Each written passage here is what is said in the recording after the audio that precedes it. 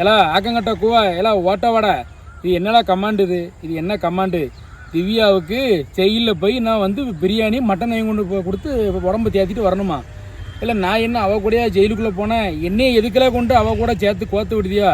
இல்லை அவள் சேரக்கூடாத கூட சேர்ந்து கடைசியில் சீரியல் வச்சு சின்ன பண்ணாமாயி 4 பேர் உள்ளே போய் கிடக்காங்க. இப்போ என்றைக்குமே பட்டு திருந்தினாதான் வந்து புத்தி வரும்னு சொல்லுவாங்க. அவள் பட்டு திருந்திட்டு புத்தி எல்லாம் வரட்டும். நீ என்னையை கொண்டு போய் அவட கறி வாங்கி கொடு, பிரியாணி வாங்கி கொடு, உடம்ப கவனின்னு சொன்னால் கொஞ்சமாவது உனக்கு இது எதாவது நல்லா இருக்கலை?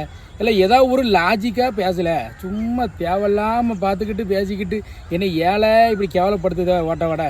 லைவ்லேயும் வந்து கமாண்டை போட்டுக்கிட்டு தான் சாதனா ஆண்டி எத்தனை மாதமாக இருக்கான்னு என்கிட்ட கேட்கான். இப்போ என்னென்னா திவ்யாவுக்கு பிரியாணி வாங்கி கொடுன்னு சொல்லி கமாண்டை போட்டிருக்கான். கொஞ்சமாவது கூரோட பேசலை. இல்லை உன பச்சையாக மானங்கட்ட கேள்வி கேட்டவங்கள மானங்கட்ட ஓட்ட வடை முட்டா பயலை. வயிற்றுக்கு சோறு தான் நீங்க வேற இருந்தீங்கல. திவ்யா பற்றி என்ன பேசாதீங்களே. திவ்யா ஜெயிலுக்குள்ளே போனதை பற்றி என்ன பேசாதீங்க.